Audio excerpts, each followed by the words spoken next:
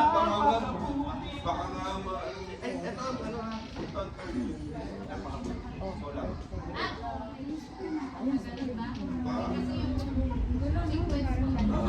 Yan ang po itong mga... Yun ang bag, tapos yun na yung...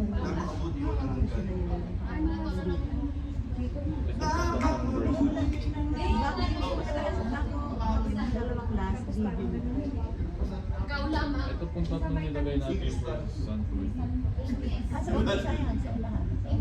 Ito pong tatlo.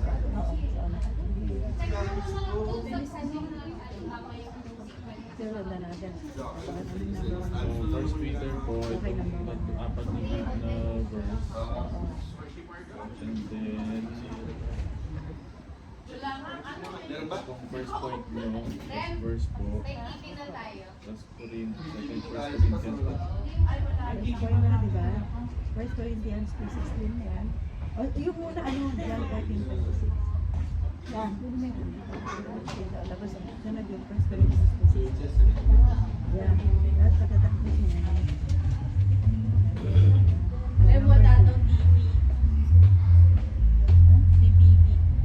Ano ba, umpisa na?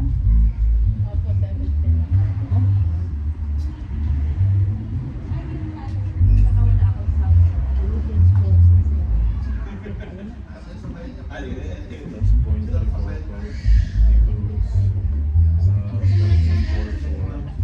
video na po. Stay tonight up. Next time po pag po, ready nyo na rin po pa. Anong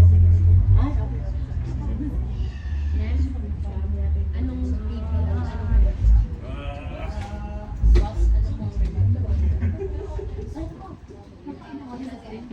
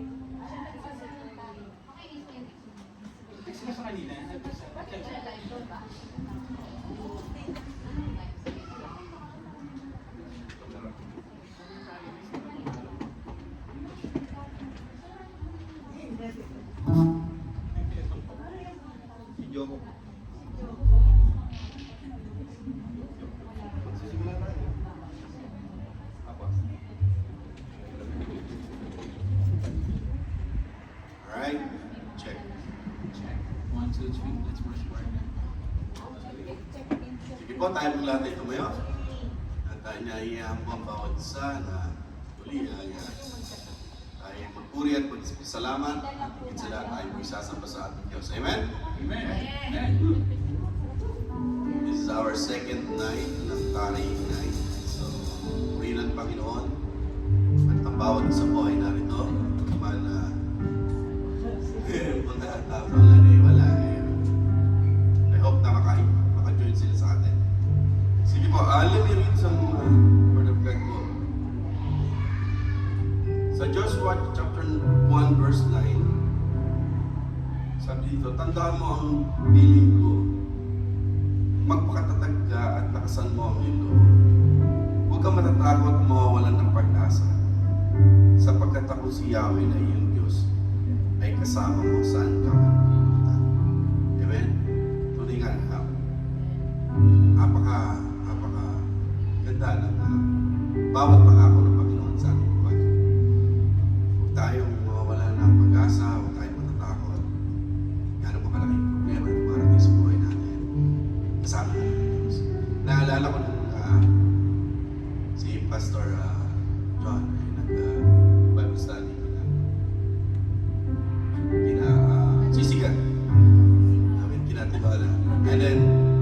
niyo doon na kasama natin ang Panginoon sa naman tayo magpunta. So, lagi natin isipin, kahit mahirap o maganda ang buhay, maginawa, kasama natin. And then one time, nag-drive ako pupunta sa work kanina. Naalala ko, Lord. Wow, hindi ko naalala. Eh, papunta kasi ako sa work, tapos sabi ng boss ko, you need to finish your LMS. Sabi ko, Lord, ang dami nung lahat yung kailangan kong maipasa yung lahat ng test, quizzes. And then, half day, nangyari, all o'clock lunch. Pauwi na ako. At naalala ang Panginoon, napakabuti ng Panginoon. Natapos yung LMS. Tapos, yun nga yung TV test, nagawa na. Everything is done. Na hindi ako nag-worry. Kasi hinihil ko sa Panginoon sa mama ko. And then I was crying. Sinabi nga ni Pastor yan. Nasabi nga niya. Ganun tayo na yun. Ako, hindi ka lang sa passenger seat. So, kaya, napakabuti ng Panginoon. Amen? Lagi lang natin tatandaan na kasama natin ang Panginoon. Huwag tayong panghina. Mahirap man, madali man ang buhay, pero kasama natin ang Panginoon. Ito yung pangawakan natin, pangako ng Diyos. Sapagkat yung Diyos na tumutugon at nag-a-answer sa kanyang mga salita. Sige po, lahat tayo po ay pumingit at tayo ay manalangin. O Diyos na makapangyarihan sa lahat, salamat po sa gabing ito. Kami po ay lumalapit sa pangalan po ng Panginoon Jesus. At kami po, Panginoon, ay humingi ng paglilinis po, O Diyos, sa aming puso, sa aming isipan, sa aming mga labi.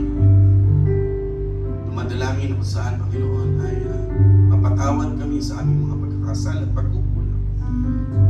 Sa kakulangan ng pagbabasa ng iyong salita at pananalangin at pakikipag-usap sa iyo tuwing umaga, Panginoon. Alam namin at patid namin na sabik ka na sa amin, Panginoon. Patuloy mo kami palalahanan, O Diyos. At hindi lamang sa prayer meeting o sa araw ng linggo o sa taring night kami makakaranas ng mga ganitong karanasan, Panginoon. Kundi sa bawat araw, Panginoon, mararanasan namin ang iyong presensya, O Diyos. Kaya naman, Panginoon, hinihiling namin, Ama, na kami patuloy mong samahan, gabayan,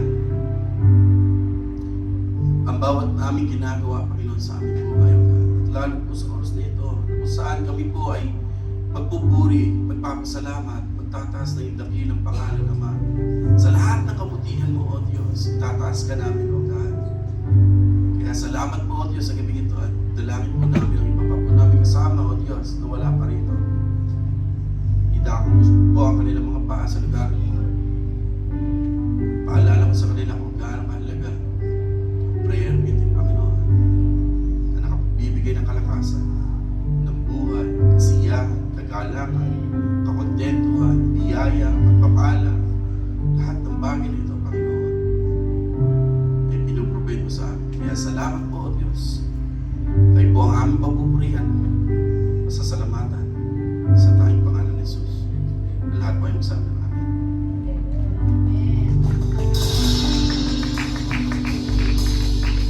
Diyos po ba ay mabuti? Amen.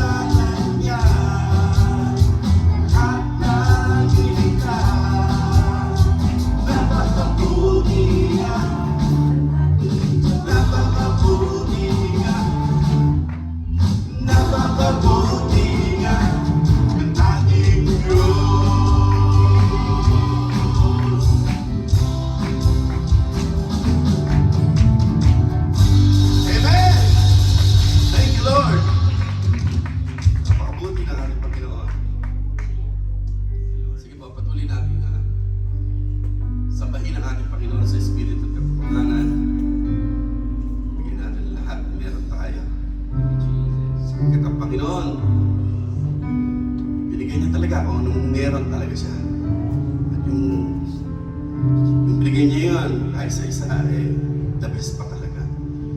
Hallelujah.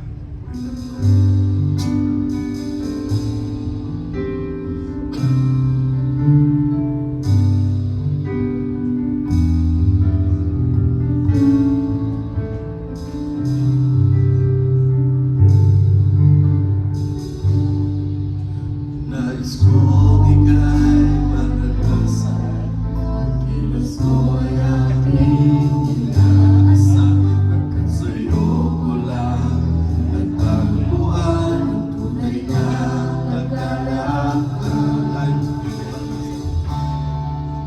Nais kong ika'y maranasan, tibok ng puso ko'y ikaw lamang, ngayon ngayon bukas at Kailanman sa pagko'y iaalay, walang hanggang kita pupurihin, walang hanggang sasambahin. Buong naman ang puso ko, ito ay mamalagi sa'yo. Walang hanggang kita pupurihin, walang hanggang sasambahin. Buong naman ang puso ko, ito ay mamalagi sa'yo. Nais ko ika'y maranasan, pagkilos mo'y aking inaasahan, pagkat sa'yo ko lang natagpuan ang tunay na kagalakan.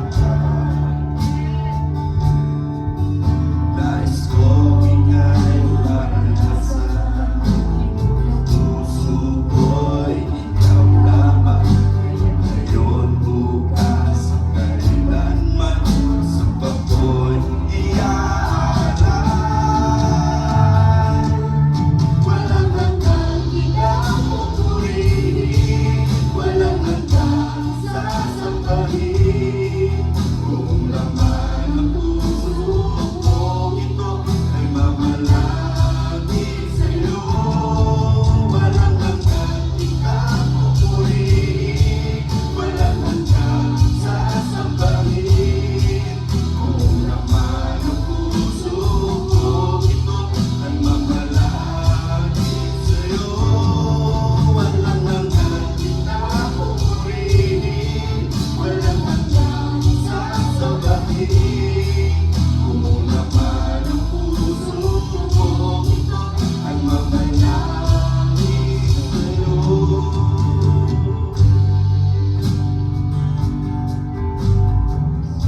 sa'yo. Walang hanggang kita pupurihin, walang hanggang sasambahin. Buong laman ng puso ko, ito ay mamalagi sa'yo. Walang hanggang kita pupurihin, walang hanggang sasambahin. Buong laman ng puso ko, ito ay mamalagi sa'yo.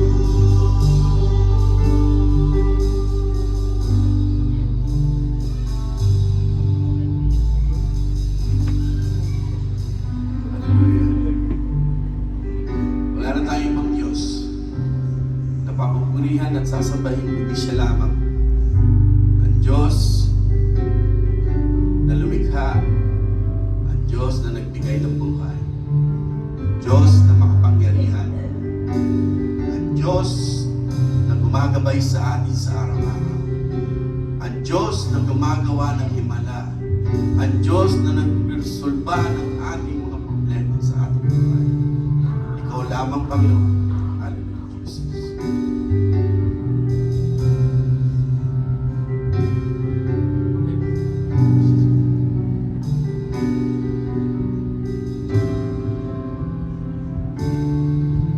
O Diyos, sa kabutihan mo, ako'y naririto upang magpuri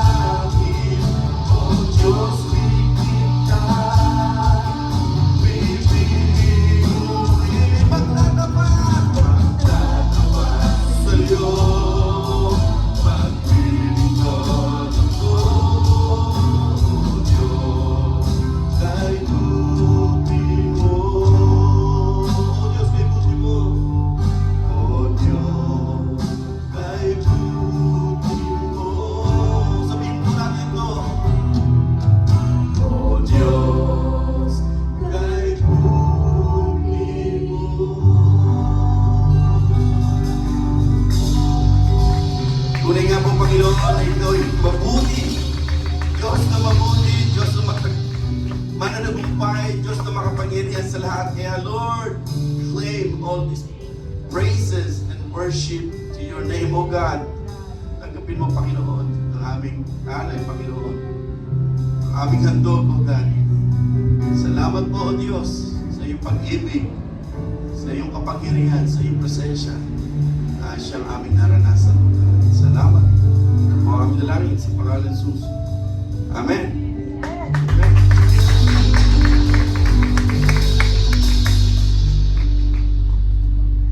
Sige po, pwede na po tayo po.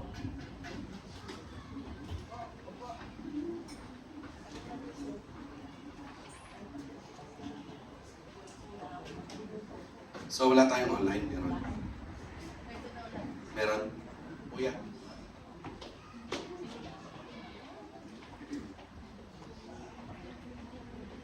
Kuya, meron tayo? Online? Wala. Okay. Thank you, Lord. So, mas maganda talaga pagka personal, amen? Di ba? Umaabot doon yung presensya pero konti lang. Pero pagka dito, mas malakas. Amen? Dama ko, ang init sa taas. Nilapit ko na yung online. So, anyway, tayo po yung magpatuloy lang magpasalamat sa Panginoon. Sino po ang nice? Hindi ko po ano eh. Nag-aantay pa lang sila. Sige, hintayin natin sila pero papasukin natin sila. Bigyan natin ng ano.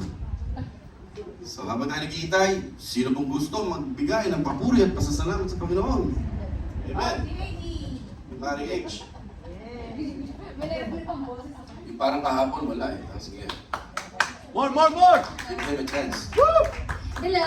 Magandang gabi sa ating lahat. Ako po si... Asan ba ako? Gusto ko lang pong magpasalamat kay Lord kasi kahit sa maliliit na request sa buhay, pinapakinggan niya. Diba? Parang minsan feeling natin, maliit lang yung prayer ko kung na pray parang gano'n. So, recently, sa work kasi, ang typical schedule namin, meron kaming 9 patients. And then usually, 2 new patients every day. So, tapos yung paperwork. So, kapag 2 new patients, mas maraming paperwork, mas maraming tanong, gano'n. Recently, nadadagdagan ng 3. So, nagiging 4. Pag-apat, tapos hindi pa yung minsan yung mga patients mo, yung first patient mo, kailangan mo na Spanish interpreter, yung second, Pashto, yung third, Urdu, yung pang-apat, English, tapos mas mahirap mag-treat ng patient, mas mahirap mag-document, kaya mas natatagalan ka sa work. Kaya minsan, dapat 4:30 maalis na ako, 5 ako maalis, gano'n. So, etong week na to, nakita ko na Wednesday, dapat kahapon, 4 ang bago kong pasyente, tapos puno yung buong schedule ko. Tapos ngayon, dapat 3 yung bago kong pasyente, tapos puno na naman yung schedule ko. Dati meron akong, minsan yung attitude na, ito na naman tayo, yung mga ganon. Pero parang nung Sunday pa lang, kasi anong kutaring night this week, nung Sunday pa lang, parang re-resolve ko, sige, hindi ako magko-complain. I mean, thankful ako sa work ko, masaya akong ginagawa yung ginagawa ko. Kaya lang kapag yung araw-araw ganun ka-busy, nakakapagod.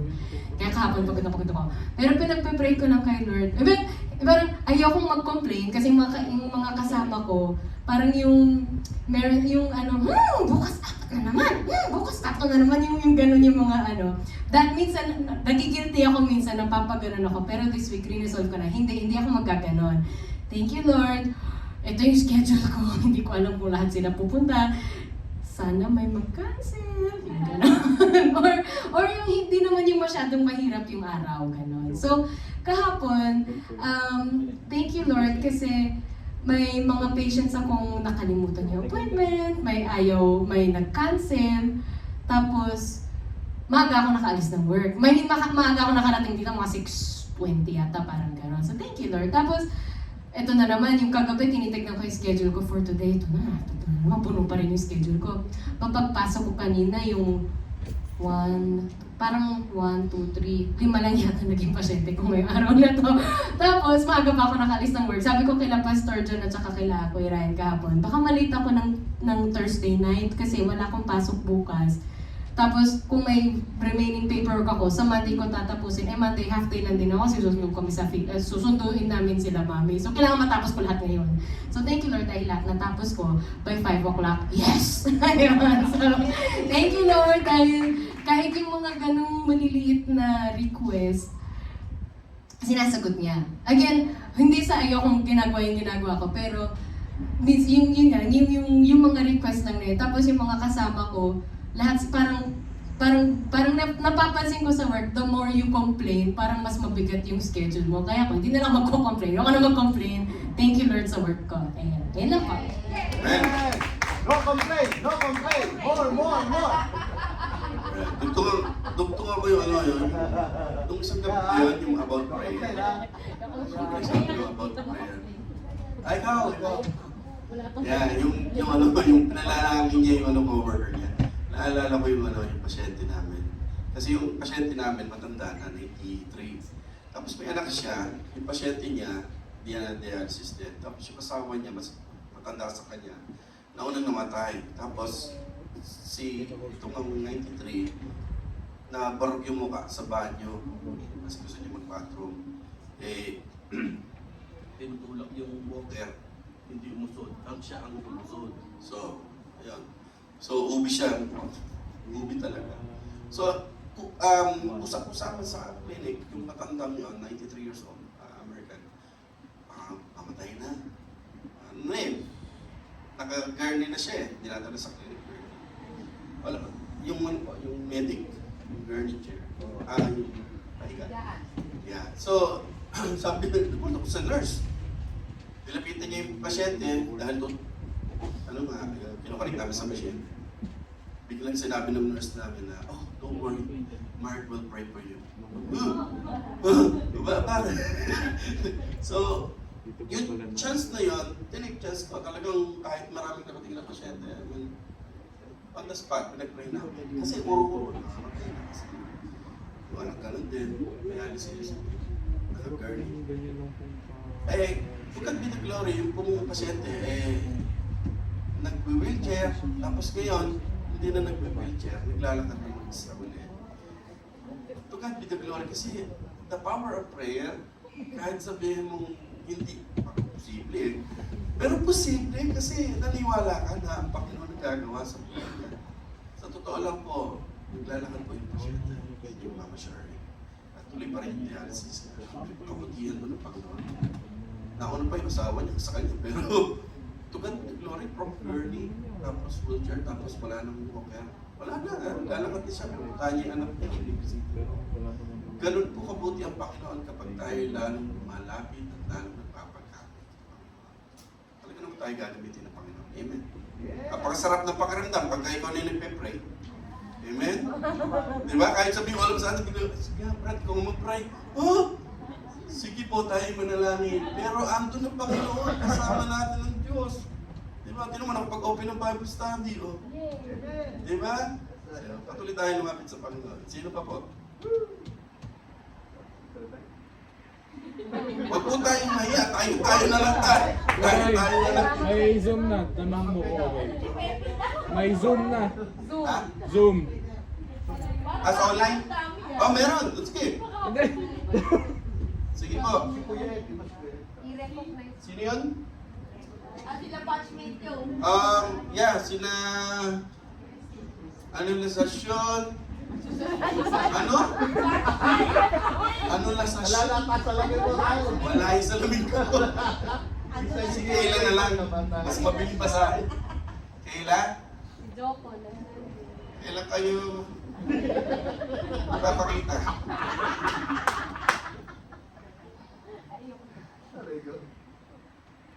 Wala. Dito daw, si Brother Teddy. Wala. Si Kuya Teddy muna.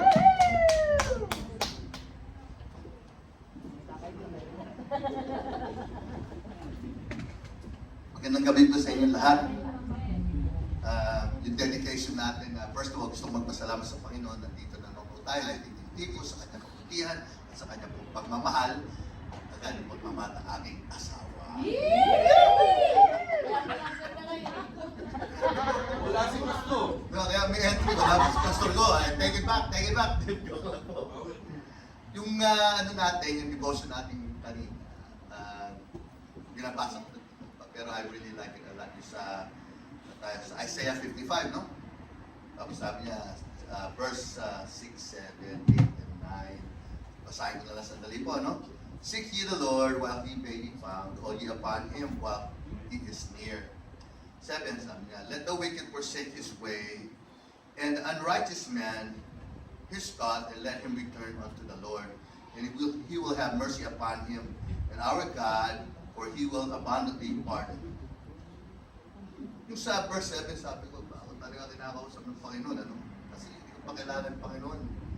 Itong wicked na to, alam ko ako yun. Na-feel ko yung sama ko na tao, no? Na miski sa gano'ng kasama, andun pa rin yung presensya niya eh. Kasi kung wala ang presensya ng Panginoon, alam ko, siguro tepok na ako, kaya nandun na ako sa big house, o kaya na-deport ako sa Pilipinas. Kagaya ng mga ibang aking kaibigan. Patay na sila, hindi sa isang kwinting. Awa naman ng Diyos, hindi nangyari po sa akin yun. Sa lahat ng kalokohan ko na over 40 years at ang ginawa kong kalokohan. Kaya nakilala ko si Sister Beth.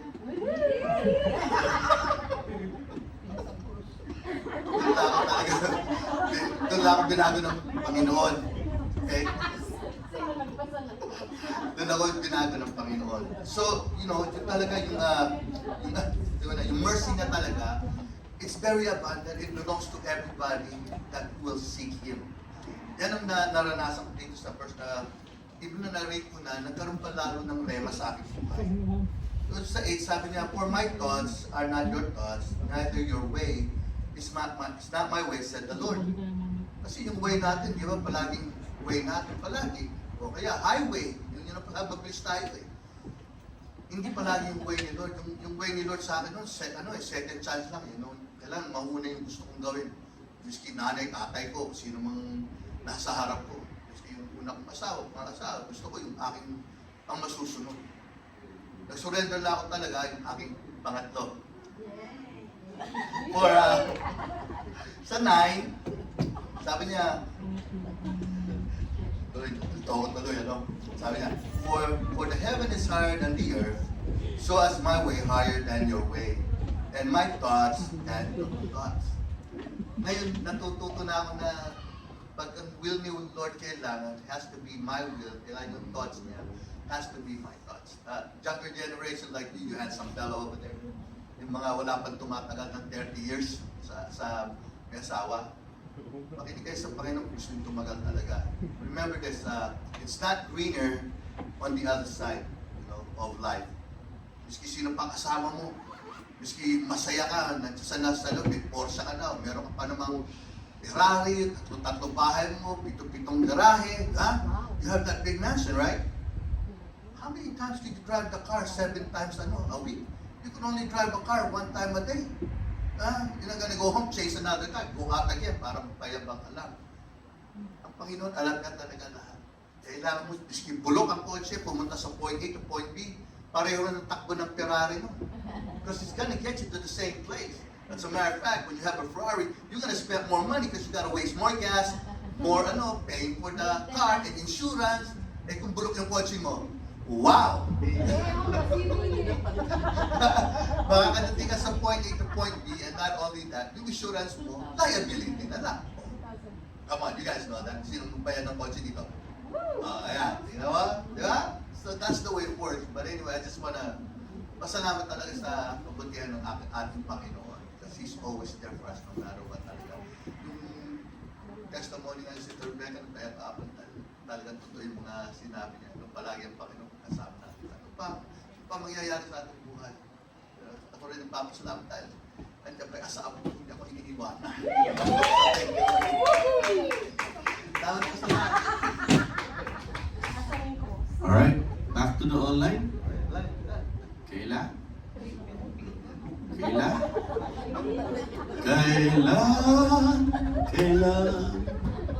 Kailan kayo magpaparamdam? So, wala na? Babayaran niya ako sa lalo. Wala na. Okay. So, hindi na natin patatagalin. Take it rin. Pakinggan na natin ang lingkod ng Panginoon. Pastora Nights.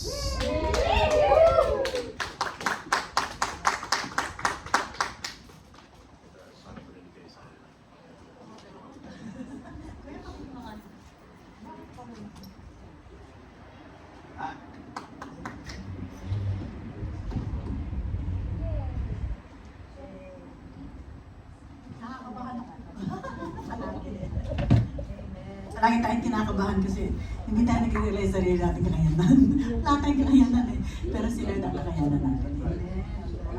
Imagine mo, spiritual na bagay itong pag-uusapan natin. Eh, hindi naman tayo talagang doon ang galing, di ba ba? Naging spiritual na lang tayo because of the love of God sa buhay natin. Although we are created in the image of God, but because of what we have done, masira ang ating relasyon sa Panginoon noon, but ibinalik ng Panginoon. Kaya naman napakasarap na ang Panginoon ay napakabuti, katulad ng sinabi ninyo, na talagang kung hindi sa awa at grasya ng Panginoon ay hindi tayo pwedeng makaharap at makatayo sa kanyang harapan. Kaya salamat, no? Nakakatuwa ang Panginoon. Sige po, tayo po'y manalangin at ipagkatiwala natin sa Panginoon ang mga pag-aaralan natin sa gabi nito. Maraming pong salamat, Ama, sa gabi nito, Panginoon. Kami po ay lumalapit sa iyo, tumingin ng tulong at gabay mo. Salamat, Panginoon, dahil tunay sa awa at pag-ibig po at pagmamahal mo sa amin, Lord. Kami po ay maaaring maglingkod sa inyo, nakakatayo sa iyong harapan, hindi sa aming sariling kakayanan, kundi dahil sa awa at biyaya mo at sa dugo ni Jesus na siyang ipinuhos mo sa amin upang kami maging malinis at maging karapat-dapat, Panginoon. Lord, maraming po salamat, Holy Spirit. We welcome you, Lord God, sa aming pag-aaral ngayong gabing ito, Panginoon. Nais namin na patuloy mo kaming samahan at patuloy mo buksan ang isip at puso namin para po maintindihan namin ang mga bagay na gusto mong maintindihan namin patungkol sa mga espiritual na bagay na gusto mong maunawaan namin, Panginoon. Kaya maraming salamat po sa bawat isa na nandito at ganoon din sa mga kapatiran namin nasa online. Lord, I pray na makita namin kung ano po yung gusto mong iparating, anong mensahe ang gusto mong marinig namin sa gabi ito. We give you all the praise, Lord. In Jesus' name we pray. Amen. Amen. Salamat sa Panginoon sa panibagong pagkakataon na pinagkaloob niya sa akin. Mahirap po maging preacher, no? Magawa ng mesa, ang hirap-hirap talaga. Pero salamat sa Panginoon, no? Dahil talagang sa biyaya talaga ni Lord, no? Sabi ko, Lord, sige, sabi nga dun sa siya lang nagtiwala sa atin, di ba? Kaya nakakapagtapat tayo at nakakapaglingkod sa Panginoon. Wala ko nagtitiwala, kundi si Lord lang. Amen. So ngayong gabi, actually may video ko ipapakita mamaya. Kaya gusto ko sana matapos in 10 minutes. Yung sasabihin ko, ano po. Anyway, salamat sa Panginoon sa pagkakataon. Okay, itong message natin is all about prayer pa rin. Yan. Prayer without ceasing, sabi nga ni Paul sa 1 Thessalonians 5:16-18. Hindi ko na nilagyan ng title kasi it's all about prayer naman. So, yun na, no? Sabi nga dun sa 1 Thessalonians 5:16-18. Meron ba tayo? Kuya, pakibukas nga po. Wala. Okay, so sa ibang version po, rejoice always, pray continually, give thanks in all circumstances, for this is God's will for you in Christ Jesus. So bakit kailangan nating manalangin palagi? Dahil una sa lahat, sabi nga sa Ephesians 5:6 and 18, because the days are evil. Ano po? Yung the days are evil, ibig sabihin talagang pasama ang mga nangyayari sa buhay ng tao, no, sa mundo ito. Pero salamat sa Panginoon dahil in-spare tayo ng Panginoon, no? Inayos niya buhay natin, kaya masasabi natin na we are not on that situation, pero because we are still here on earth, na-experience natin yung ganong klaseng challenges sa buhay natin. Kaya hindi natin pwede sabihin, Lord, ba't nangyayari sa akin? Bakit ganito ang nangyari? Kasi nandito pa rin tayo sa mundong ito. And we cannot avoid. Dahil sabi nga ng Panginoon, hindi niya tayo inalis sa mundo, pero because we are still here on earth, ginawa niya tayong example, ginawa niya tayong ilaw, ginawa niya tayong zone. Para katulad sabi ni Kuya kanina, Teddy, no? Bakit hindi ako namatay? Okay, wala nangyari sa akin. Kasi pinipreserve tayo ng Panginoon, no? Pinipreserve niya tayo dahil tayo ay naglilingkod sa Kanya. Tapos, sabi nga ni Jesus sa kanyang salita sa Luke 18:1, always pray and never give up. No? Patuloy daw tayong manalangin, si Jesus na yun, patuloy tayong manalangin at hindi mag-give up. No? Hindi mag-give up sa Tagalog, hindi subuko, ayan. Surrender.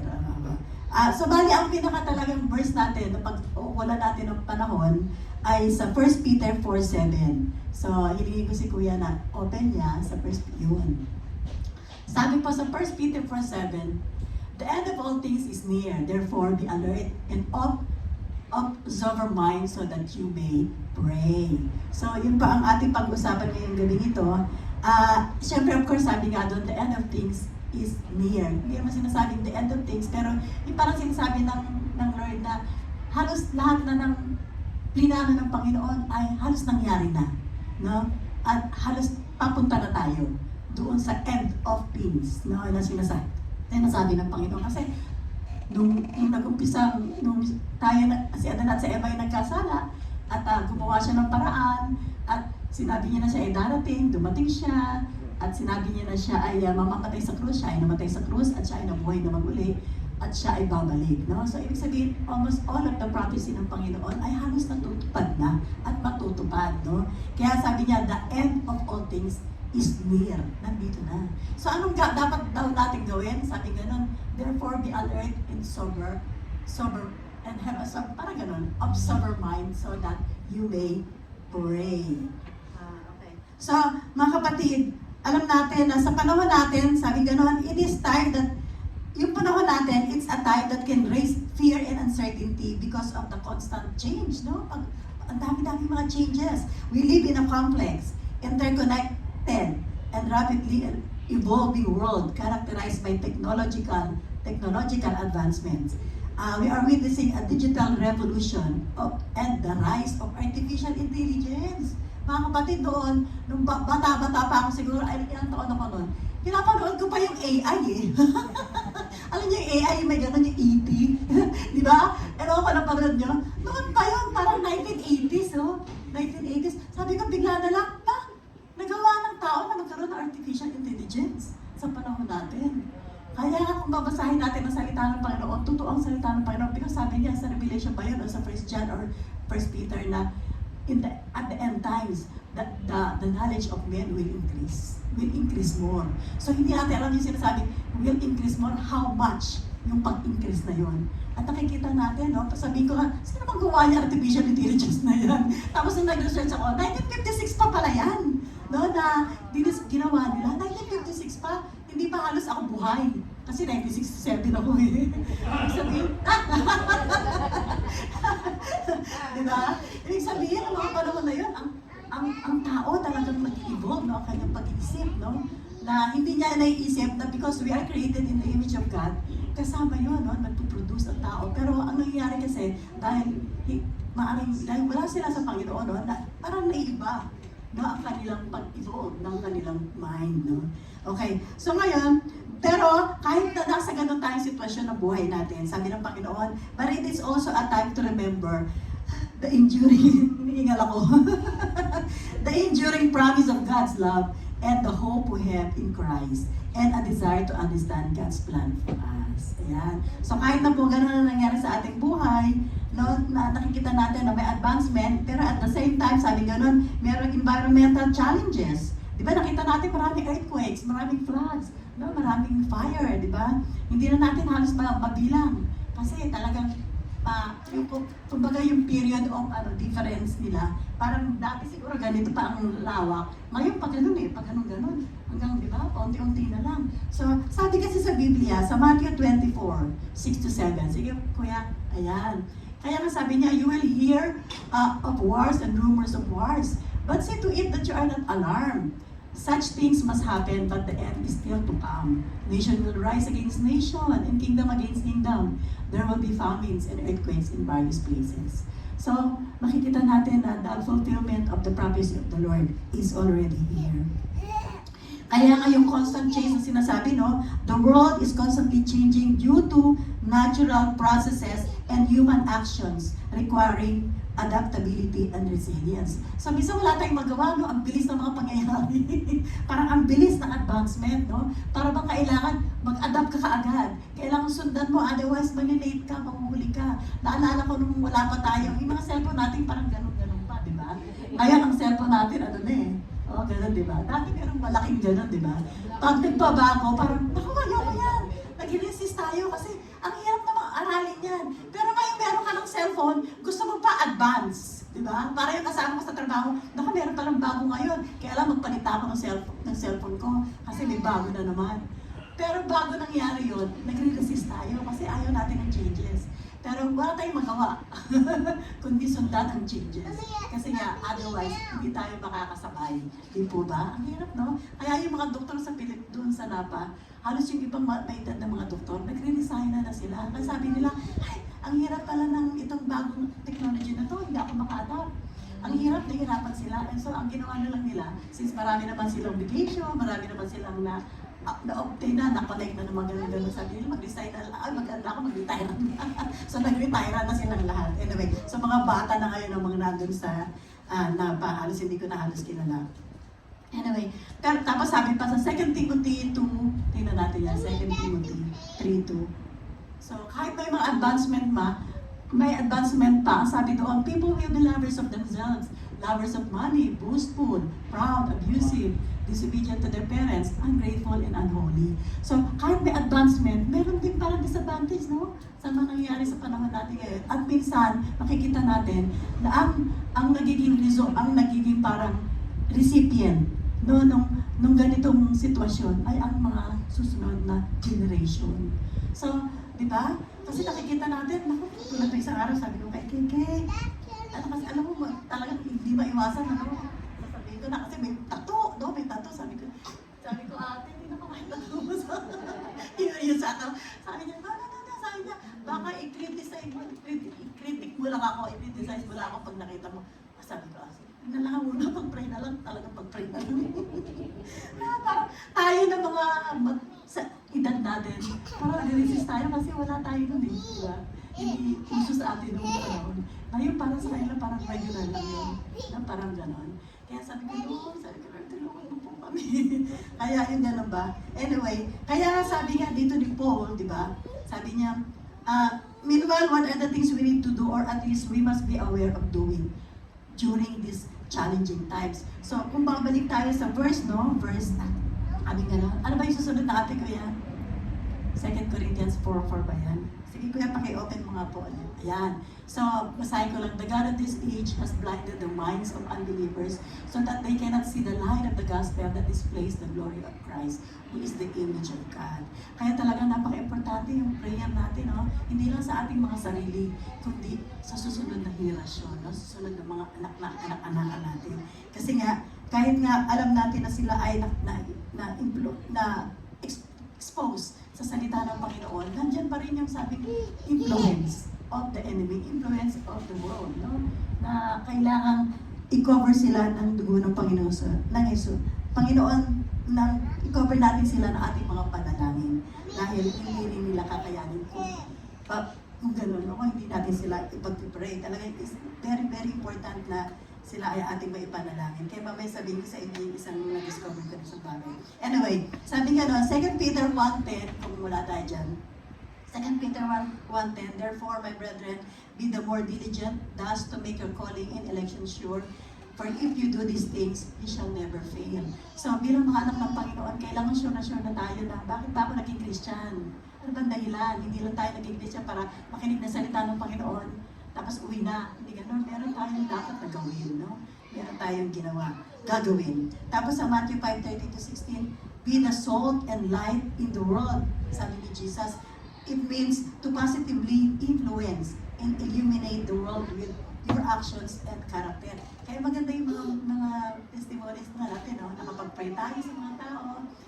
Lumalabas yung ating talagang karakter, kung sino talaga tayo bilang tayo ay tinawag ng Panginoon, no? Yung makapag-pray tayo sa mga taong hindi nakakakilala sa Kanya. At makikita natin, no, maraming mga issues sa buhay natin. Talagang very challenging na ang mga kabataan ngayon kasi may gender issues, di ba? Tapos maraming mga false church, false prophets, false yung mga religion, di ba? Talagang very challenging sa kanila. Kaya siguro ang mangyayari sa atin, talagang kung tayo ay nananalangin, times 2 ang gawin natin panalangin, no? Sa ating mga kabataan at sa ating mga sarili. Sapagkat alam natin na ang kalaban ay talagang double, no? Double. Kaya dapat double din tayo, double prayer, double double work. Sabi nga, the responsibility that we have is to really pray for them so that they would see the light of Christ, no? Makita nila. So una sa lahat, anong una natin gagawin? Sabi ko doon, a need for clear thinking and discernment. Ayan. So, base doon sa ating verse sa 1 Peter 4:7, kuya, punta na tayo sa next slide. Nandiyan naman na. A need for clear thinking and discernment. Sabi doon, the phrase discernment or the discernment refers to the teka wait. Basahin ko muna to. A need for clear thinking and discernment urging believers to avoid being swayed by world influences and to make a wise decision based on God's Word. So kung magdidesisyon tayo palagi talaga, it is based on God's Word. Hindi based sa opinion lang ni tatay, o opinion ng kung sino man, pero based on God's Word. Kasi saan natin kukunin yung mga opinion na tama, di ba? Kundi sa Word of God lang. Diba? Yan ang basis natin. Sabi niya, discernment refers to the ability to distinguish between good and evil, right and wrong, to understand spiritual truths. It is a critical skill for believers to navigate life and make sound decisions both spiritually and practically. So discernment is yung ganun po, no? Yung mag-discern natin kung ano yung tama at mali. Diba? Mag-discern natin kung ito sa Panginoon o hindi sa Panginoon. So how can we do that? Kailangan meron tayong pagbabasa talaga ng salita ng Panginoon. No? Masasabi natin na talagang mag-discern natin ng tama, no? Ang mga bagay-bagay kung tayo ay ang basis natin ay Word of God. Anyway, minsan may hirapan tayo, Lord, paano ba namin gagawin yon? Sabi sa Hebrews 5:14, those who are spiritually mature should be able to have their senses exercised to discern both good and evil. So I believe in my heart na ang gusto talaga ng Panginoon for each one of us is not to stay baby, kundi become mature. No? Kung magmamature tayo, saka lang natin nare-realize ang mga bagay-bagay sa spiritual life natin. Kaya i-desire natin na mag-grow tayo sa ating Christian life at mag-mature. Kasi pag nag-mature na tayo, hindi na tayo na-offend. Diba? Na-offend pa ba kayo? Pag may sinasabi si Pastor na parang masakit, uy, na-offend ako dun ayaw ko marinig yun. Diba? Ano ba yung mga words na yun? Of course, alam natin yun, diba? Pero pag mature ka na, ma-offend ka man, hindi yung magiging dahilan para umalis ka sa church. Hindi yung magiging dahilan. Kundi, talagang haharapin mo. Haharapin mo ang challenges, diba? Kasi nag-mature tayo, diba? Kasi gano'n talaga eh, masakit minsan kailangan i-break tayo. Kasi Lord nga, binibreak niya tayo eh. Pero nire-restore niya naman tayo dito. Gano'n ang Panginoon. So kung minarinig tayo kay Pastor na parang na-offend tayo, sabihin natin, tinuturuan ako ni Lord. Kasi ginagamit din naman sila, di ba? Ginagamit sila. Sa John 14:26, it says, meron ba tayo niyan? Yun. But the Advocate, the Holy Spirit, whom the Father will send in my name, will teach you all things and will remind you of everything I have said to you. So, hindi lang si Pastor tumuturo sa atin, pero the Holy Spirit is with us para ituro sa atin ang mga bagay-bagay patungkol sa Panginoon. And then another one is 1 Corinthians 2:16, ang sabi po doon, who has known the mind of the Lord so as to instruct Him, but we have the mind of Christ. Yun ang kagandahan po pag Kristyano na po tayo, meron tayong mind ni Christ. Minsan natin, paano yung mind ni Christ? Pag binabasa ko kasi ang salita ng Panginoon, ito si Jesus to binabasa natin. So, mapapasok sa isip mo. So, mapapasok sa puso mo. Hanggang later on, ang mga salita mo na is about the word of God. So, yan ang sinasabi na we have the mind of Christ. Kaya tayo nagkakaroon ng mind ni Christ kasi una sa lahat, we get it for the word of God. Hindi po ba? So, ang pangalawa po, ayan, malapit na. Naka-10 minutes ba ako? More. Ang pangalawa, a need for alertness and self-control. Ayun, naku, napakahirap po yan. Alertness, maging alert to tayo sa mga bagay-bagay. Sabi ko na, even in our daily lives, when we know the Word of God, discernment pa rin pala ito. You can discern if the enemy is trying to upset you or it is your own old nature still working in you. Diba? Or trying to use the situation or other people to upset you. So, kasama pala yun sa discernment. No? Kailangan mag-discern natin. Baka ginagamit na si sister, hindi talaga siya yan.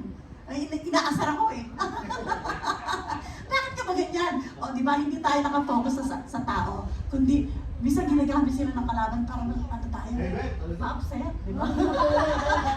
Aim si Kuya. Anyway, and then if the fruit of the Spirit are not working in our lives, we must discern it too. Kailangan kasi lumabas na sa ating pagiging Kristiyano yung kabutihan, kabaitan, katapatan. Kailangan lumabas na yun. Kahit hindi lahat, pero at least meron, di ba? Pag hindi na nakikita sa sarili natin, ako po, kailangan i-discern natin yun. Ako, Christian, ano ba ako? Nasaan pa ba ako? Naka-learn pa ba ako? Hindi na. Yun. Anyway, so yung pangalawa, a need for alertness and self-control. Sabi ganon, Ephesians 5:18. Of course, minsan ang sober spirit, ina-associate ito minsan sa yung parang pag umiinom ka ng alak, di ba? Kasi nga sabi naman sa Biblia, once na umiinom ka ng alak talaga, nawawala ka sa sarili mo. Di ba? Kaya nga sabi doon, Ephesians 5:18, prohibits intoxication, contrasting it with being controlled by the Holy Spirit. So do not get drunk with wine, for that is debauchery, but be filled with the Spirit. In other words, Scripture warns us that excessive drinking can cause excessive.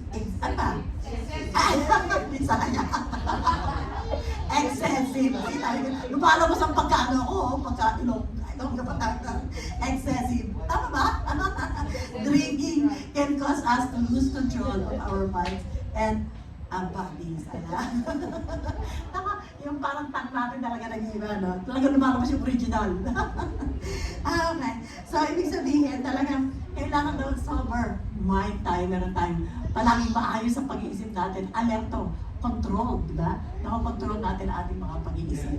Otherwise, sabi gano'n, hindi tayo makakapanalangin. Kasi ang talagang purpose talaga nito is for us to be able to pray. Sabi niya, sober-minded is calm, unhurried, marked by temperance, moderation, or seriousness. We can all nod our heads in agreement that right thinking is critical for right living.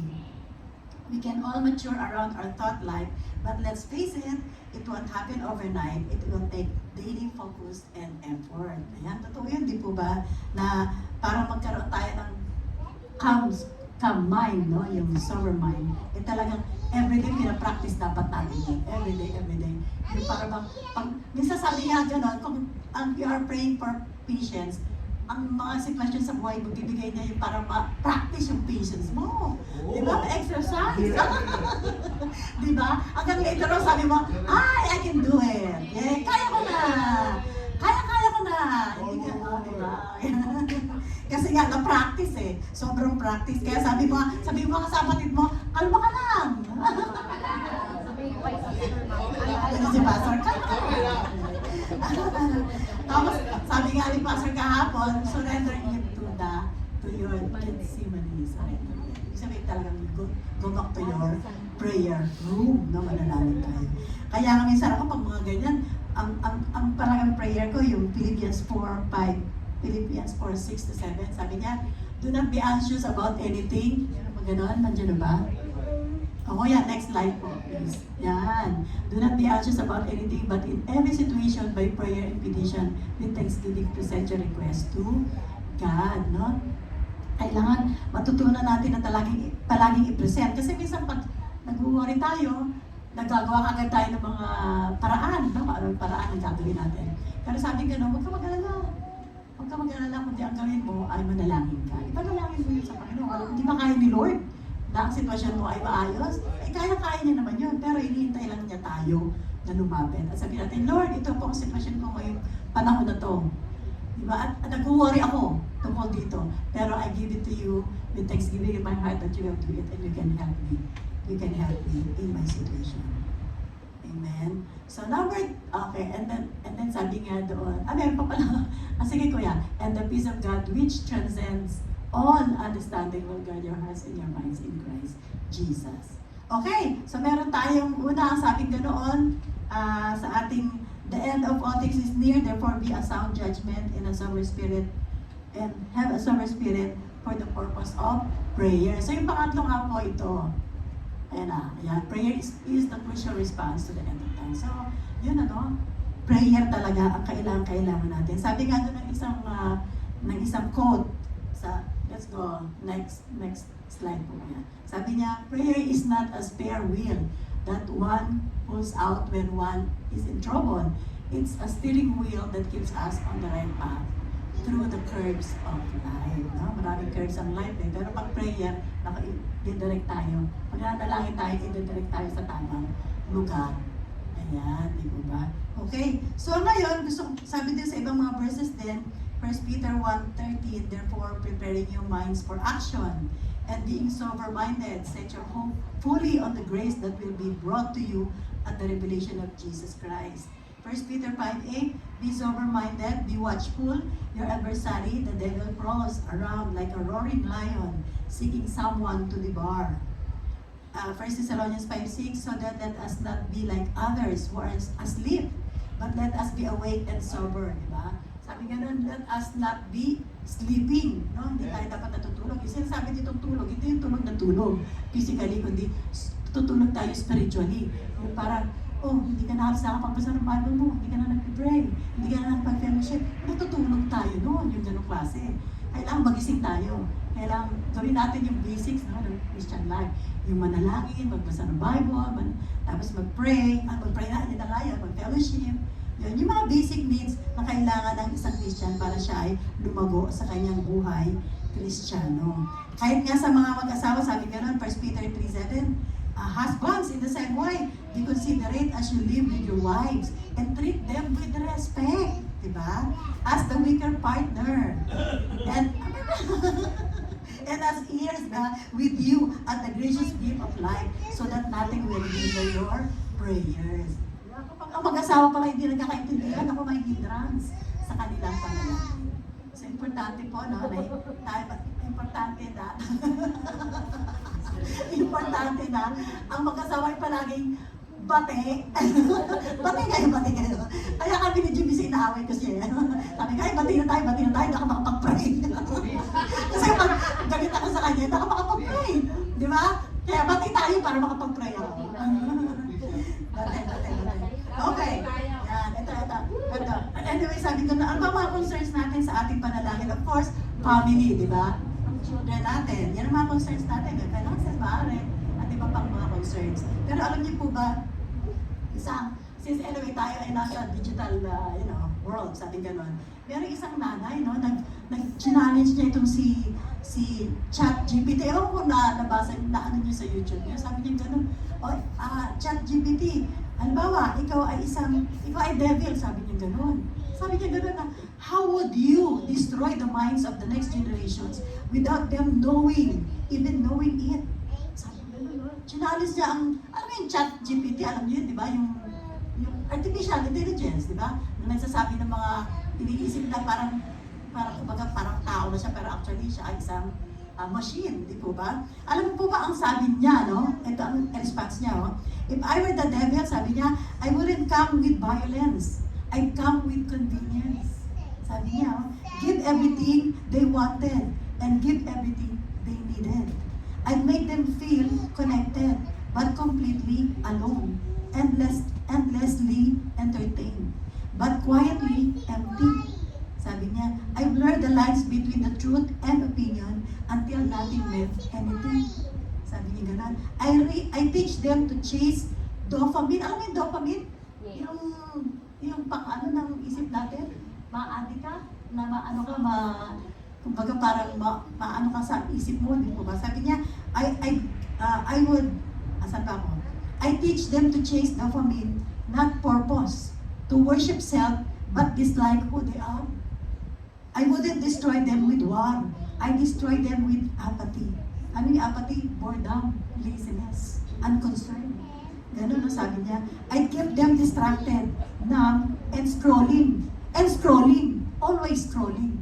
Ano yung always scrolling? Di ba? Nasa cellphone yun eh. Di ba? Parang gano'n ka na gano'n. Ayan.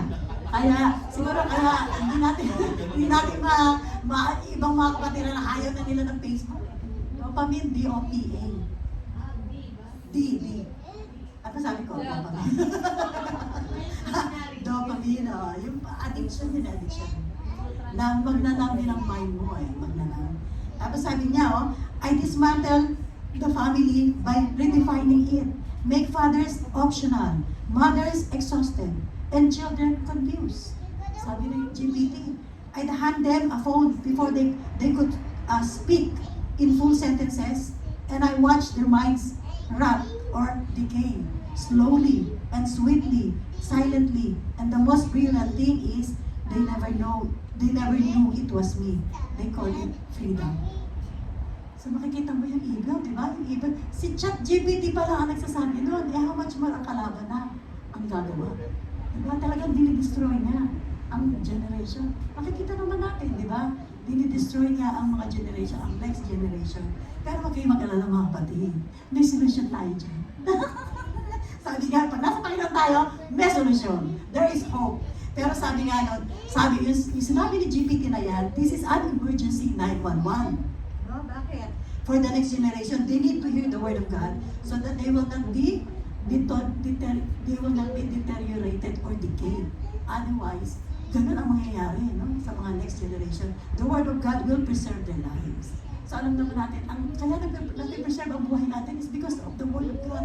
Dahil kilala natin ang Panginoon at alam natin ang salita niya. So how much more yung mga susunod na henerasyon kung hindi nila kilala at alam ang salita ng Panginoon. Kaya nga importante nakakarinig sila talaga ng salita ng Diyos. So ito na yung sinasabi ko sa inyo na video. Medyo matagal ng konti, no? Pero siguro ano ko na lang, i-cut ko na lang sa gitna. But anyway, it's all about a prayer of a teacher. Yan. Kasi siya, bago siya, parang nasa near-death experience siya. At nung siya ay namatay, talaga namatay siya for 30 minutes. Ipinakita ng Panginoon kung ano ang epekto ng kanyang panalangin sa kanyang mga estudyante. Sige, sundan natin, kuya, i-open na natin. I hope na hindi tayo i-focus natin ang ating sarili doon. At let's see, kuha tayo ng mga, kung ano yung revelation ng Panginoon doon sa nangyari sa kanya. Walang sound. Elementary school teacher. Kasi magpapakonti. What I'm about to share with you is my near-death experience's testimony. What happened when Jesus showed me the shocking truth about prayer. I literally saw how a simple prayer can destroy. Why the enemy works tirelessly to keep us from praying. This began on March 20th, 2024, when I clinically died for 33 minutes and 27 seconds at Green Mountain Medical Center. The day started like any other winter morning in Vermont. The temperature was well below freezing, and fresh snow like...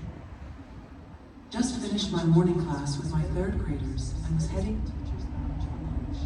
I remember feeling slightly dizzy to skipping breakfast that morning. As I walked down the hallway, the fluorescent lights began to flicker strangely, and an intense pressure built in my chest. I now know I was experiencing a massive pulmonary embolism, a blood clot that had traveled to my lungs. The school nurse would later tell me that I collapsed outside room 204, my face turning blue as my body fought for oxygen. My colleague, Mrs. Anderson, found me and immediately called 911 while performing CPR. The last thing I remember before everything changed was the cold tile floor against my cheek and the distant sound of children's voices in the cafeteria. Then, in an instant, all earthly sensations ceased. The transition was unlike anything I could have imagined. One moment I was lying on the school floor, and the next I found myself in what I can only describe as a dimension beyond our physical understanding. It wasn't the tunnel of light that you often hear about in near-death experiences. Instead, it was as if I had stepped through a veil into a realm where time and space operated differently. The first thing I noticed was the complete absence of physical discomfort. The crushing chest pain was gone, replaced by a profound sense of peace. The atmosphere around me seemed to pulse with life and energy, though not in any way our earthly senses could comprehend. It was like being immersed in pure love and understanding. Then I heard his voice, a sound that contained all the authority of the universe, yet carried the tender comfort of a parent's love. Mary, Jesus spoke my name, and in that single word, I understood more about his nature than all my years of Sunday school and Bible study had taught me. His presence was overwhelming yet intimate. He didn't appear as the traditional paintings portray him. His glory was far beyond what any human artist could capture. His appearance was both physical and spiritual, radiating a light that didn't hurt my eyes, but seemed to penetrate my very being. My daughter, he said, I have brought you here to show you what your earthly eyes could never perceive. What you will witness today will change not only your life, but the lives of many others who will hear your testimony. Suddenly, I was observing scenes from my own life, but from a spiritual perspective that left me astounded. I saw myself in various moments of prayer throughout my life, from childhood bedtime prayers to recent desperate pleas for my struggling marriage. What I witnessed next shook me to my core. Each time I prayed, the spiritual atmosphere around me became visible. I could see dark, shadowy entities, demons, that had established what looked like fortresses around different areas of my life. These strongholds were strategic positions they had built over time, each representing different tactics they used against me and my family. But then something extraordinary happened. As I whispered in Jesus' name during my morning prayer, it was like a spiritual earthquake shook the entire realm. The demonic fortresses began to crumble. Each word of prayer created cracks in their carefully constructed strongholds. I watched in amazement as my simple prayers I had sometimes wondered were even heard, wreaked havoc in the enemy's strongholds. Jesus showed me specific instances where these demons had worked to prevent me from praying. I saw how they would amplify my exhaustion after a long day of teaching, making my eyelids heavy just as I planned to have my evening prayer time. They would flood my mind with thoughts about lesson plans and grading right before my morning devotions. They would even use my phone, causing it to buzz with urgent messages from parents or colleagues during crucial moments of spiritual connection. Watch carefully, Jesus instructed, and I saw a particular evening when I had pushed through their tactics and prayed despite feeling overwhelmed with work. In the spiritual realm, that single prayer had the power of 1,000 sledgehammers, systematically destroying the enemy's carefully laid plans. I witnessed how my simple prayer for protection over my students had shattered a demon's long-term strategy to introduce fear and anxiety into my classroom. Another prayer about my marriage had demolished months of subtle attempts to create distance between my husband James and me. The Lord then revealed something that brought me to tears. He showed me moments when I had given in to the enemy's diversions and skipped prayer.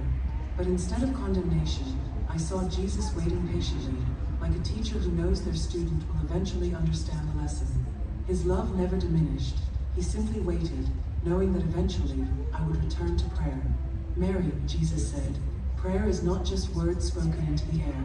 Watch what happens when you pray. He then showed me a recent prayer session where I had been particularly focused and passionate. As I prayed, it was like watching a master warrior wielding a sword of light. Each word was a precise strike against the enemy's fortifications. The demons scattered in terror, not at my words, but at the name and authority of Jesus that I wielded through prayer. I saw how the demons would hold emergency meetings, desperately trying to devise new strategies because their previous plans had been destroyed by persistent prayer. They feared nothing more than a believer who understood the true power of prayer and refused to be distracted from it. Do you see now? Jesus asked, why does the enemy work so hard to keep my children from praying? A single prayer prayed in faith does more damage to the kingdom of darkness than 1,000 other spiritual activities. Jesus showed me how different types of demons had specific assignments. Some were tasked with creating distractions right before prayer time. Others worked to exhaust believers physically and mentally. Still others specialized in creating false urgencies that seemed more important than prayer. But then he showed me something that filled me with holy awe. He revealed how angels were stationed around believers who maintained consistent prayer lives. These warriors of light stood ready, strengthened by our prayers, to execute God's will and protect his children. I watched as spiritual battles raged around people walking down the streets of Burlington, completely unaware of the warfare taking place over their souls. The Lord then took me deeper into understanding by showing me the ripple effects of prayer through time. I saw how my late mother's prayers from years ago were still active, still destroying enemy strongholds in my life and the lives of my 2 children, Emma and Joshua. Prayer, I realized, wasn't bound by time as we know it. Remember this, Jesus said, pointing to a particular scene. I saw myself rushing through a quick prayer while preparing my classroom before students arrived. Even that hurried prayer, because it was sincere, had caused damage to the enemy's plans. It's not the length of the prayer that matters, but the faith and sincerity behind it. He showed me how the enemy had tried to convince me that unless I could pray for an hour, it wasn't worth praying at all. This lie had often kept me from praying when I only had a few minutes between classes or during my lunch break. Now I saw how even short, sincere prayers were powerful weapons in the spiritual realm. The vision shifted, and I watched as demons gathered to plan their strategies. Their conversations were revealing. She's starting to understand prayer. One demon hissed to another. We must increase our efforts to keep her distracted with school responsibilities. The prayers are too destructive, another complained. Every time she mentions the blood of Jesus, another fortress falls. I saw how they would celebrate when they successfully kept me from prayer, knowing that each prayerless day was a victory for their side. But their celebrations would turn to terror when I would return to prayer with renewed commitment. Jesus then showed me something that broke my heart. I saw countless believers, many of them fellow teachers and parents of my students, who had powerful prayer assignments from God but had been convinced by the enemy that their prayers didn't matter. I watched as demons worked tirelessly to maintain this deception, knowing that if these believers ever discovered the true impact of their prayers, their strongholds would crumble. My people perish for lack of knowledge, Jesus said, echoing the scripture. They don't realize that the simplest prayer, prayed in faith, sets in motion forces that the enemy cannot withstand. He showed me how demons would tremble when believers would pray scripture, how they would flee when the blood of Jesus was mentioned, how they would scatter in terror when prayers of thanksgiving and worship ascended to heaven. I witnessed how my own prayers had often been like spiritual dynamite, destroying in seconds what the enemy had spent months building. The demons had no defense against prayers aligned with God's will and prayed in faith. Watch this, Jesus said, and I saw a scene from just a week before my near-death experience.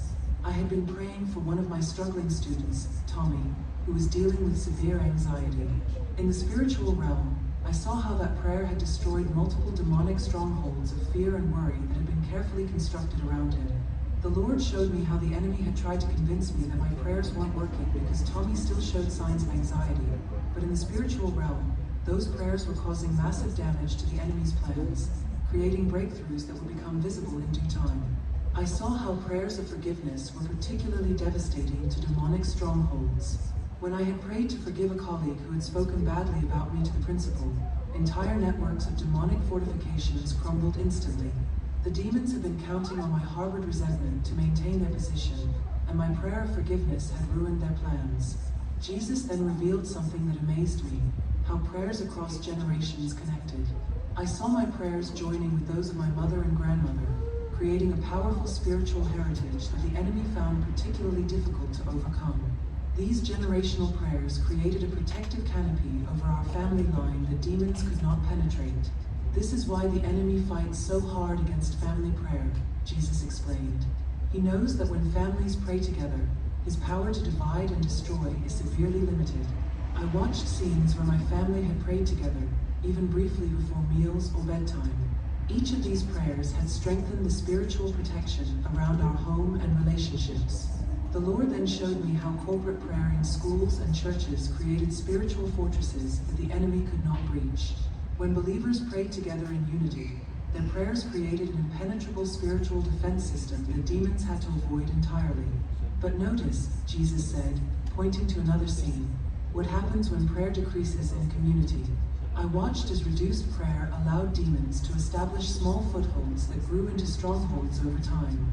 He showed me how demons would work to create programs and activities in churches and schools that, while good in themselves, slowly took time away from prayer. The enemy's strategy was subtle: replace prayer with good things that weren't the best thing. Jesus then revealed something that strongly impacted me. He showed me the prayers I hadn't prayed. I saw moments when I had felt the Holy Spirit's prompting to pray for a student or colleague, but had ignored it. In the spiritual realm, these were like missing links in a chain of protection and blessing. The enemy fears the prayer that's about to be prayed, Jesus explained. That's why he works so hard to prevent it. I witnessed how demons would have emergency meetings when they detected that a believer was about to discover the true power of prayer. They would immediately dispatch specialized spirits of distraction, doubt, and delay to prevent this discovery. But then, my name is Mary Elizabeth Walker, and I'm a 42-year-old elementary school teacher from Burlington, Vermont. What I'm about to share with you is my near-death experience's testimony of what happened when Jesus showed me the shocking truth about prayer. I literally saw how a single prayer can destroy demonic strongholds, and why the enemy works tirelessly to keep us from praying. Amen. Amen. And pinakita sa atin ng Panginoon, no? In a spiritual realm, ang prayer natin ay napaka-makapangyarihan. Kaya akala lang natin pag nagpipray tayo, pray lang yan. Pero hindi natin alam ang impact nung prayer na yon. Kaya naman si Jesus talaga inisis niya, sige, pray kayo, mag-pray kayo, huwag kayo tumigil sa pananalangin. Hindi nyo alam kung ano nangyayari in the spiritual realm. Kasi nga, nakikita natin, yung bare-eyed lang natin. Pero in the spiritual realm, the Lord is allowing that prayer to cause damages, no? Sa ginagawa ng kalaban sa atin. Kaya ngayon, ang nakita ninyo na yung pala ang power ng prayer, no? And then we will be encouraged to pray more. Di po ba? Ayan, praise the Lord. No? So doon na po tayo magko-close at sabihin ko lang uli na ang ating Panginoong Yesus, no, sa Hebrews 7:24-25, but because Jesus lives forever, His priesthood lasts forever. Therefore, He is able once and forever to save those who come to God through Him. So meaning to say, si Jesus, siya ay intercessor din. No? Kahit na nasa heaven na siya, nakaupo na siya sa tabi ng Father, nagpa-pray pa rin siya. That's how important prayer is. No? How important prayer is to cover us while we are here on earth. Ibig sabihin, habang nandito tayo sa mundo, kinocover tayo ng Panginoon ng prayer niya. Kaya napakaganda. At ang kagandahan din, sabi doon, ang sinasabi ng Holy Spirit, greater is He that is in us than He that is in the world. Kaya, yung power na pinagkaloob sa atin ng Panginoon, gamitin natin mga kapatid. Hindi natin, kung iisipin natin talagang very powerful ang panalangin, no? Hindi lang kasi nakikita eh. Nung simula na ano kayo napanood ko na yun, aba, parang lumakas yung panalangin. Sabi ko, magpipray ako, parang ako magpipray. Yun. Dahil alam natin na ang prayer talaga will cover our family, our children, and everything that we desire for the Lord. Amen? Praise the Lord. Sige po, tayo po ay manalangin. Maraming salamat po, Ama, sa gabing ito, Lord God, na binuksan mo aming isip patungkol sa panalangin. Napaka-importante po na kami po ay mananalangin. Yun po pala ang power ng prayer, Lord. Kaya naman ini-insist mo, Panginoon, na ang bawat sa amin talaga to give time sa panalangin, Panginoon. Minsan dinidistract kami ng kalaban sa iba-ibang mga bagay, mga activities sa alam po, Panginoon. But the prayer is the most important thing. The prayer that you have taught us how to do it, Lord God. Lord, maraming pong salamat. I pray the Lord na patuloy po kami ma-encourage sa aming panalangin, Panginoon. We will continue to pray, oh God. Whatever things you want us to pray, we will not stop praying, oh God, but we will continue, Lord, to strengthen us and pray because we know and we believe that something is going on in the spiritual realm. So we want to give praise, glory, and honor to you, Jesus. Holy Spirit, thank you, Lord. Father God, thank you, Lord, for everything that you've done tonight. In Jesus' name we pray. Amen. Amen. Praise God. Salamat sa Panginoon. Salamat mo. Thank you po. Salamat po sa video. Panoorin namin sabay, tapusin namin. Alright, sige po, tayo po yung manalangin. Ang gagawin naman natin ngayon ay magpo-partner-partner tayo. Pag-pray natin ng bawat isa, yung mga concerns ng bawat isa, and then yung nakikita nilang plano ng Panginoon sa kanilang buhay, ano may pinagdadaanan, i-cover natin sa panalangin. Okay, bilang tayo 1 to 9. 1 to 9. Okay? 1, 2,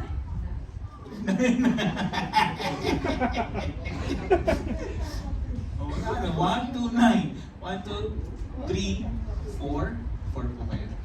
4, 5, 6, 7, 8, 9, 1, 2, 3, 4, sige yan. 4, 5, 6, 6 again. 6, 7, 7, 8, and then si Jet, 9. Yes! Sakto. Okay. Kasama na siya. 7 daw siya. O lahat ng 1, magsama sila. Okay. Lahat ng 1, partner po kayo. Ano yung number ninyo? Ilang ka-partner ninyo? Sige po.